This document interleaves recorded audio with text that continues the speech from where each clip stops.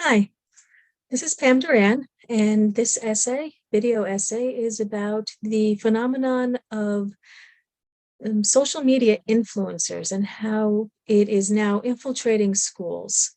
A social media influencer is someone who has figured out a way to use word of mouth marketing in order to do campaigns for big business. They're extremely effective because it has the feeling of immediacy, and it's very attractive to people as opposed to like professionally done commercials. These seem more intimate, more real. And there is now a mania to make money among influencers, and this is starting to infiltrate in the school systems, not only by just parents, students, but we're now finding there's a phenomenon of teacher influencers as well, which we're going to cover. So sharenting is when parents will post the intimate details of their children publicly. This form of influencer is profitable, but it doesn't consider the rights of children. There was a case of a woman named Christine Tate, who wrote about her children online through a blog and continued even when her fourth grade daughter was protesting, said she did not want this anymore. And to defend her continued blogging of her daughter's life, Tate wrote, "I'm not done exploring motherhood in my writing," reference of Graham, which will be in the back. She made a living off of sharing the details of her family's intimate life, and she even contributed to the New York Times, Chicago Tribune, and many more. Internet users condemned her decision to keep going, and one person on Twitter wrote, "Christine Tate has shown that no matter how much pain her daughter is going through, monetizing that pain is more important than actually doing what she can to help her daughter." And this is referenced Wang, which will be in the back. So she continues to write and she continues to publish, and she's disregarded her daughter's feelings.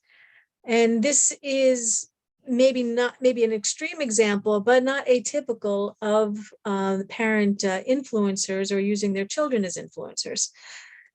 So a child could be making lots of money through ad clicks and many other forms of revenue through online clicks and likes and followers, and even get brand endorsements. So this profitability is now moving into the education sector. And they're taking a page out of the playbook that the pharmaceuticals have done with doctors to have them be key option influencers on promoting drugs.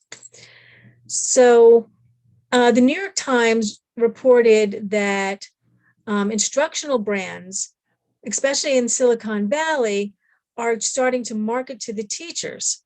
The New York Times has an article about one teacher named Mrs. Delzer, and she created her own school teacher brand called Top Dog Teaching.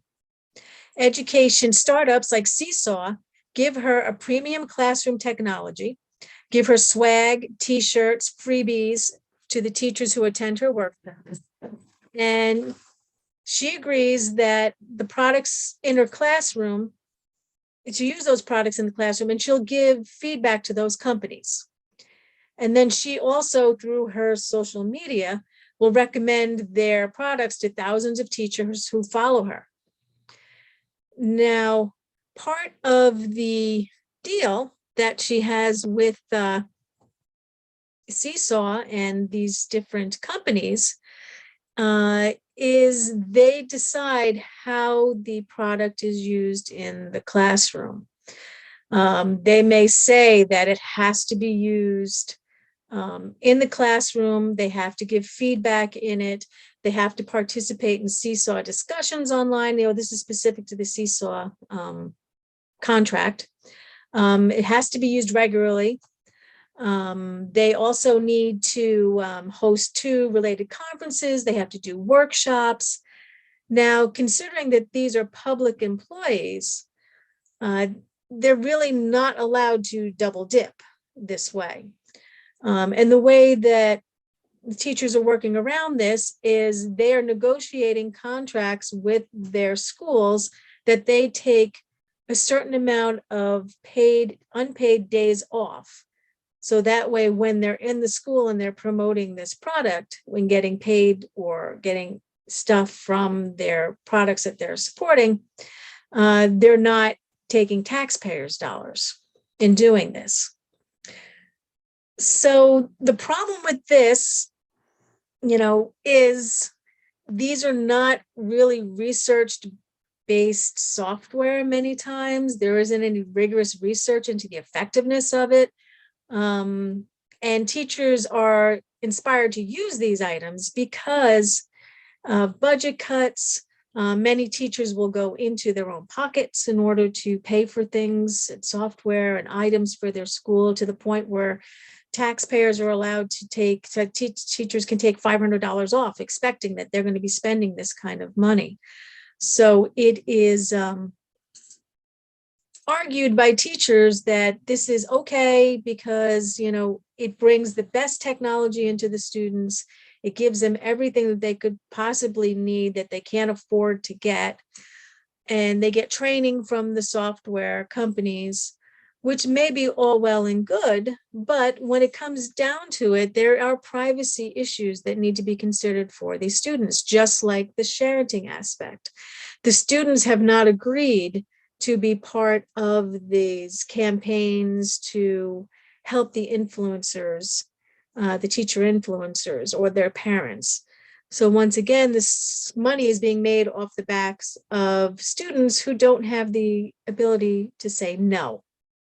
Now, in New York State, there is legislation in order to change these rules. And it was started back in 2015. It is called Education Law Section 2D and their definitions. And they very specifically say that software used in the school, the software companies need to sign off on a parental rights agreement to make sure that anything that's being introduced to the students, the third parties do not sell the information, do not keep any information, do they not store the private data. And it also makes sure that anything that's being introduced in the classroom is controlled and monitored and part of the child's record. When you have these outside software companies who are collecting demographic, they're collecting information about the student's academic progress, they're using that in order to either improve their product or to sell to other companies, to try and figure out marketing aspects. And it's not entirely just the student record to help the student grow academically, which is what the schools should be doing. So in my opinion, I feel that Ed Law 2D is a necessary rule in order to curb the influencer aspect and how it's starting to affect all areas of a child's life. This here are my references for this video essay, and I will provide the links to these in my comments when I submit. Right, thank you very much.